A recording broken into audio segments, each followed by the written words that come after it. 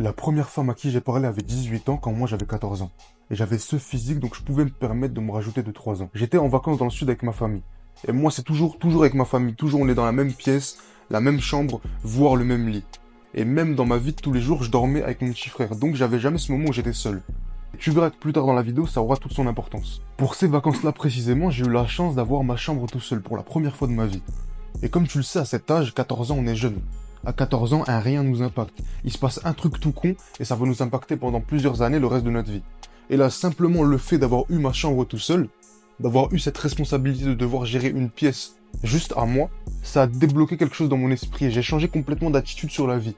De base, j'étais un peu ce jeune un peu timide qui parlait pas beaucoup, qui restait dans son coin. Et le fait d'avoir ma chambre tout seul a fait que j'ai commencé à prendre des initiatives. J'ai commencé à aller vers les autres pour aller leur parler, à organiser des sorties, etc. J'ai commencé vraiment à avoir une attitude de leader. Et c'est peut-être cette attitude, en plus de mon physique, qui m'a permis de me rajouter 2-3 ans. Il y a une phrase que j'aime beaucoup dire quand je parle de vacances, c'est « Tu sais qu'en vacances, tout va vite ». Et là, en vacances, tellement tout a été vite que j'ai pu ramener cette femme de 18 ans dans ma chambre après 2 jours de discussion. On a parlé 2 jours, elle a fini dans ma chambre, dans la chambre 122. Mais n'abusons pas parce que j'avais que 14 ans. À 14 ans, j'ai rien fait de fou, j'ai juste parlé. Même si elle pensait que j'étais plus vieux, moi j'avais 14 ans, dans ma tête j'étais encore petit, j'allais pas jusqu'à là. J'allais pas faire ce genre d'erreur, ce genre de bêtises. Mais c'était quand même une bonne première expérience. En fait, c'est pour te montrer à quel niveau j'étais à 14 ans. Quand tu vois le niveau auquel j'étais à 14 ans, tu peux te dire que pour le reste de ma vie, je suis destiné à faire de grandes choses, à faire de plus grandes bêtises, encore de plus grandes histoires d'amour. Il s'est passé totalement l'inverse. De 14 à 17 ans, au lieu de continuer à monter comme j'étais bien parti, je vais commencer à stagner pendant 1 an. Après 15-16, je descends. 16-17, je descends encore un peu. Et à 17 ans, on pouvait même me considérer comme étant en retard, attardé. Et j'ai encore une histoire, parce que les femmes régissent un peu ma vie. Pendant ma jeunesse, de toute façon, les jeunes, ils font pas beaucoup de choses. Dans ma vie, j'ai fait des vacances, des bêtises, des femmes. Donc c'est sûr que mes histoires vont tourner autour de ça. Là encore une histoire de femme. À 16 ans, je trouvais une femme incroyable. Et je sais que même maintenant, si je la revois, je vais dire la même chose, parce qu'elle était vraiment très très bien. Si jamais j'étais le moi que j'étais à 14 ans, ce que j'aurais fait, c'est que j'aurais été lui parler directement. J'aurais improvisé, j'aurais dit ce qui me serait passé par la tête, et j'aurais pu avoir la même conclusion que j'ai eue en vacances. Malheureusement, comme je te l'ai dit, j'ai beaucoup régressé. Et ce que j'ai fait, c'est qu'au lieu d'aller la voir directement, d'agir comme un grand garçon, j'ai fait complètement l'inverse. J'hésitais, je stressais, je suis passé par 4000 intermédiaires pour avoir son snap. Après, quand j'ai eu son snap, je demandais des conseils à l'autre je lui dis quoi, je réponds quoi, blablabla, un petit garçon. À 14 ans, j'agissais comme un grand garçon, je voulais être un homme. Et à 17 ans, j'agissais comme un petit, je voulais avoir cette protection qu'on a quand on est jeune. Je demandais de l'aide à lui, et tout le monde. Et elle l'a vu, tu le vois bien. Quand il est pas habitué, il est là, il passe par 4000 intermédiaires, tu sens qu'il a peur, tu sens qu'il est impressionné. Quand tu sais qu'il est impressionné, indirectement tu le testes. Quand tu le testes et que lui il a peur, donc moi, il est stressé, tu sens qu'il est stressé, il est moins séduisant, il est même voire repoussant. Donc tu te doutes bien que ce que je voulais, je l'ai pas eu. La conclusion qu'il y a eu, que j'aurais pu avoir si jamais j'avais l'attitude de 14 ans, je l'ai pas eu. Et c'est le choc qu'il y avait entre ces deux périodes qui m'a donné envie de devenir un homme. J'ai tellement régressé de 14 ans à 17 ans que j'ai tout fait pour apprendre comment être un homme, pour devenir un homme.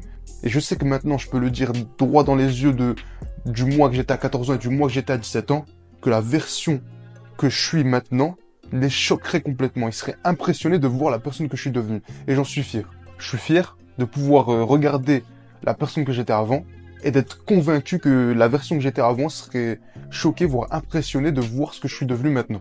Et je veux ça pour tous ceux qui me regardent. Donc maintenant, qu'est-ce que j'ai fait pour passer d'un enfant attardé? J'étais pas attardé, j'étais pas malade, hein. Les maladies c'est compliqué, je m'y connais pas dans tout ça. J'étais un peu en retard dans ma tête. Donc comment passer de cette version de moi un peu gogol, un peu handicapé, à l'homme que je suis devenu aujourd'hui? Il y a exactement 4 étapes et on va les expliquer dès maintenant. La première chose à faire pour devenir un homme, c'est d'avoir un objectif plus grand que soi. C'est d'avoir quelque chose qui est plus important que n'importe quelle personne sur Terre. Un objectif qui contrôle toute ta vie. Toutes les actions que tu fais dans ta vie, tu les fais pour cet objectif. Et de là, ton attitude sera plus sérieuse. Tu vas agir un peu plus comme un homme. Tu vas arrêter de perdre du temps ici, de perdre du temps là-bas, de perdre du temps avec lui, de perdre du temps avec elle, parce que tu as un objectif, tu sais ce que tu fais. Et la confiance que tu as quand tu sais ce que tu fais, la sérénité qu'il y a dans ton esprit, quand tu agis en fonction de ton objectif, en fonction de ta raison de vivre, fait que tu es plus vu comme un homme. Même toi, tu te sens plus comme un homme. C'est pour ça il y a un peu cette mode. Je parle pas des transsexuels, ni des homosexuels, ni tout ça. Ça, c'est pas trop mon dos, c'est pas trop mon domaine. Mais je parle plutôt des hommes qui se comportent un peu comme des femmes dans leur esprit, pas physiquement, et des femmes qui se comportent comme des hommes dans leur esprit, pas physiquement. Je parle pas des trans, je parle pas des féministes, ni de tout ça. Je parle juste de femmes qui ont une attitude un peu masculine, et d'hommes qui ont une attitude un peu féminine. Et tu vois bien avec mon physique, j'ai un physique de bonhomme, je ressemble à un homme. Mais, même à 17 ans, je ressemblais à un homme, mais dans ma tête, c'était pas trop ça. Et tu le ressens, en fait, c'est l'énergie.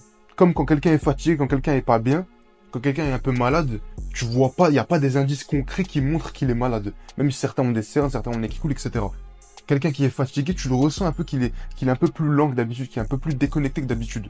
Là, un homme efféminé, tu le sens qu'il est un peu plus fleur bleue. Je sais pas si tu connais l'expression. T'as l'impression que dans son corps, il y a le petit garçon, et le petit garçon, il a plus de place dans son esprit que l'homme qu'il est réellement. À 18 ans, il a toujours ce petit enfant de 8-9 ans, qui a ses petits traumatismes, encore ses petits raccourcis, qui arrivent à contrôler certaines de ses actions. Et à l'inverse, on a des femmes qui s'en foutent, des femmes qui veulent pas avoir d'enfants, des femmes qui veulent pas d'amour dans leur vie, des femmes qui veulent rien de tout ça, qui veulent pas d'émotion, et qui veulent que le travail, qui pensent qu'à leur carrière.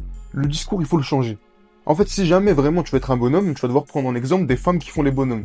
Parce que elles, c'est instinctif. Elles ont tellement été déboussolées par la société que les femmes commencent à penser qu'à leur carrière, qu'à leur argent, qu'à leur vie et à être indépendantes. Tu rencontreras beaucoup de personnes dans ta vie qui tenteront de te décrédibiliser et de décrédibiliser ton objectif. Il y a des gens, des petites, je vais pas dire de gros mots, mais des petits serpents. J'allais dire un gros mot, je vais m'abstenir.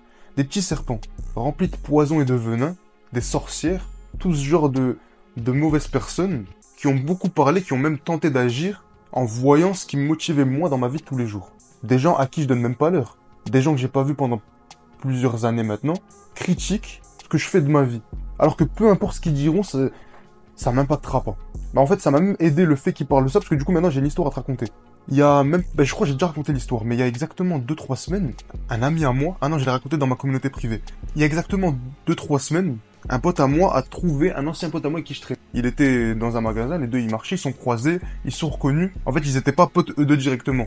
Mais les deux étaient potes avec moi, donc ils s'étaient déjà vus quelque part et tout ça. Donc ils sont vus, ils se sont dit salut, ils ont parlé. Et directement, la conversation elle a tourné pour que l'autre que j'ai pas vu depuis plusieurs années a commencé à parler de moi. Logiquement, vu que les deux ils s'étaient connus grâce à moi, c'est logique qu'ils parlent de moi. Le pote que je connais, qui est encore pote avec moi, il a commencé à parler de moi, mais en bien, il traîne encore avec moi. Ou peut-être il a parlé mal de moi, mais je le sais pas. Mais ce qu'il m'a dit en tout cas, c'est qu'il a commencé à parler de moi, et l'autre il a commencé à cracher son venin, à cracher son poison, sur ma raison de vivre, sur ma chaîne YouTube, sur les œuvres que je crée, sur le tableau que je suis en train de peindre là. Il est venu, moi je suis en train de peindre mon tableau, en train de raconter mes histoires, en train de faire du bien à ceux qui me regardent. Il est venu cracher sur mon tableau. Il est venu prendre un molar bien vert rempli de maladies, le cracher sur mon tableau. Alors que je l'ai pas vu depuis maintenant 1 an et demi, voire 2 ans. Et il y aura plein de personnes comme ça dans ta vie à toi. Que ce soit des gens connus qui vont te distraire, des influenceurs qui vont te dire faut tenter ça en ce moment, le business à lancer c'est ça, ce que tu dois faire dans ta vie c'est ça. Concentre-toi sur les femmes, concentre-toi sur les hommes, concentre-toi sur le travail, Ils vont tous tenter de te distraire. Et même si jamais t'arrives à esquiver, t'arrives à comprendre que la plupart des influenceurs vont dire des choses juste parce que c'est tendance, juste parce que ça fait plus de vues, parce que ça fait plus de likes, ça te donne plus d'engagement, tu vas comprendre que eux là sont mauvais, que eux sont tes ennemis, mais même après ça, il y aura encore des fréquentations à toi qui tenteront de te décrédibiliser. Ils tenteront d'affaiblir l'impact ou plutôt l'importance de l'objectif de ta vie.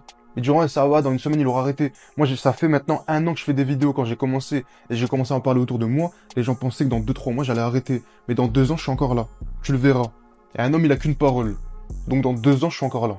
Et c'est comme ça que tu dois être un peu. Tu dois être fort, tu ne dois pas plier face aux gens qui tenteront de renier l'importance derrière la raison de vivre. C'est pour ça que tu te réveilles le matin. Je me réveille le matin, j'ai envie de vivre parce que j'ai envie de faire des vidéos. Comment quelqu'un peut se permettre de dire ouais, dans 2 semaines il va arrêter, dans 3 mois il va arrêter, pourquoi il fait ça? Ouais, il va à l'école un peu, va travailler, fais autre chose. T'inquiète, tu feras ça dans ton temps libre, tu feras ça quand tu auras plus de temps. Pourquoi les écouter eux? Pourquoi se plier à eux quand on veut être des hommes forts? La seule chose qui différencie l'homme du garçon, c'est sa faiblesse. Celui qui est trop faible, il est garçon, celui qui est trop fort, il est homme. Et là, je te donne un moyen d'être fort face aux influences extérieures. Face à tous ceux qui te diront arrête, fais ça, fais pas ça, ralentis, arrête de travailler, travaille plus, travaille moins. Tu vas rester fort face à leurs recommandations et surtout, tu vas rester vrai, authentique à toi-même. En restant à 100% aligné à l'objectif de ta vie. C'est le facteur le plus important pour passer de homme à garçon. Ça va être très compliqué pour toi d'agir comme un homme s'il n'y a rien qui te motive au-delà des femmes ou de l'argent. Tout ça, c'est, même si c'est important, profondément dans la psychologie masculine, dans ton cerveau d'homme, c'est minime, c'est secondaire. Ce qui passe devant tout ça, c'est l'objectif de ta vie. Ensuite, quelque chose d'assez pratique, prendre soin de sa santé et surtout augmenter son niveau de testostérone. Ça peut paraître assez spécial comme conseil, mais pour être un homme dans sa tête, il faut avoir le corps d'un homme. Et un corps tout maigre ou un corps tout gras, c'est pas nécessairement un corps d'homme. Le cerveau, il a des raccourcis. Ça veut dire quand il regarde comme ça, il voit ton corps et qu'il voit des muscles, il voit une bonne santé, ton corps, il a certains raccourcis. Quand il regarde comme ça, il analyse ton corps. Il voit les bras, ils sont costauds, les épaules, ils sont costauds, le dos, il est bien en V. Il se dit, je suis en bonne santé plus généralement. En fait, même si, imaginons, t'as le nez, il est bouché, t'as un peu mal à la tête, le fait de voir ton corps en bonne santé, il se dit, ouais, en fait, on va bien. T'inquiète, on va bien. Par contre, si jamais tu vas bien, que tout va bien dans ta vie, et que ton corps, il est trop gras, ou que ton corps, il est trop maigre, ton corps, il va te sous-estimer, il va te donner des pensées négatives. C'est ce que j'ai vu principalement avec les gens qui sont trop maigres. Les gens qui sont trop maigres, ils se sentent plus faibles, plus speed, plus immatures. Les gros, eux, ils sont un peu plus lents, un peu plus retardés, un peu plus en retard. Pour éviter tout ça, il faut juste avoir un corps en bonne santé. Et la testostérone, c'est autre chose. La testostérone, c'est l'hormone des hommes. Oui, bon, si tu veux, c'est la molécule des hommes. C'est ce qui fait que biologiquement, t'es un homme. Les femmes, eux, c'est l'estrogène. Donc pour qu'une femme soit une meilleure femme, faut qu'elle ait un bon niveau d'estrogène. Pour que les hommes soient des bons hommes, faut qu'ils aient un bon niveau de testostérone. Il y a plusieurs choses à faire. Si jamais t'es un peu perdu et que tu sais pas trop comment la testostérone marche, j'ai une vidéo. Sinon, tu peux aller faire tes recherches. Essaye d'augmenter au maximum ton niveau de testostérone. Le plus facile, ça va être une bonne alimentation, du sport régulièrement et 7-8 heures de sommeil. Le mieux, c'est 8-9 heures, mais pour ceux qui dorment mal, on va viser les 7 après les 8. Fais les trois choses là, ça augmente le niveau de testostérone. Plus tu prends soin de ta santé, et on est bon. Ensuite, c'est ce qui m'a impacté dans l'histoire que j'ai racontée au début. Cette troisième étape, c'est s'éloigner de sa famille et vivre quelque temps seul. Les moments où j'ai le plus évolué dans ma vie, c'est soit quand j'étais en vacances loin de ma famille, soit quand j'ai vécu tout seul, et pendant 1 an, j'ai vécu dans mon appart étudiant, tout seul. Je voyais pas beaucoup de personnes, j'étais vraiment souvent seul, j'avais souvent du temps pour réfléchir. Mais la plupart des gens ont jamais ce moment où ils sont vraiment seuls. Et ils ont pas envie d'être seuls, ça leur fait peur d'être seuls. Quand ils sont tout seuls, ils vont mettre de la musique pour se distraire, ils vont regarder des vidéos pour se distraire, ils vont tout faire pour pas faire face à leurs pensées. Mais c'est ça qui nous fait comprendre qui on est vraiment. C'est en passant beaucoup de temps avec moi-même, sans écouter de musique, sans regarder de vidéos, sans rien, sans même lire des livres, juste en étant tout seul avec moi-même, en fixant un mur, que j'ai le plus appris sur moi-même et que j'ai le plus évolué. Cette troisième étape, c'est peut-être pour moi celle qui m'a impacté le plus et c'est peut-être la plus importante, en plus de sa raison de vivre. Et j'ai le plus évolué dans ma vie quand j'étais loin de ma famille, quand j'étais loin de cette protection, parce que logiquement, quand avec ta famille, t'as l'attitude que t'as depuis longtemps.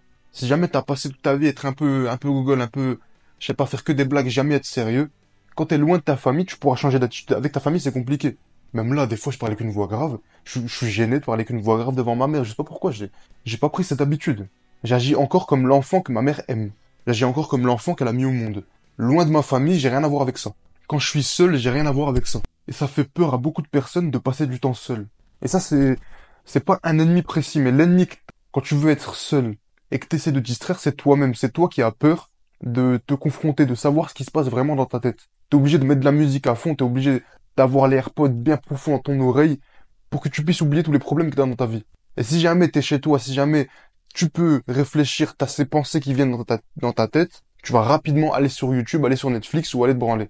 Parce que ça te fait peur de faire face à ce qui se passe dans ta tête. Le conseil pratique que j'ai à donner pour cette partie de la vidéo, c'est de partir en vacances, sans ta famille, et surtout de souvent se retrouver seul. Soit tu marches dehors, tu te promènes sans écouteurs, sans musique, sans téléphone, soit tout seul.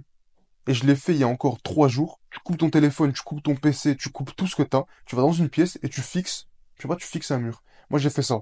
Minuteur pendant 1 heure, j'ai mis le minuteur devant ma porte, la porte de ma chambre, j'ai fermé la porte, et pendant 1 heure, je regardais le mur et je réfléchissais, j'analysais ce qui se passait dans ma tête, je parlais avec moi-même, etc. Et enfin, la dernière chose à faire, qui a illustré l'attitude d'homme que j'ai eue quand j'avais 14 ans, c'est de prendre ses responsabilités. Souvent, on n'a pas peur, mais on n'a pas envie d'assumer les responsabilités qu'il y a derrière le fait d'être un homme.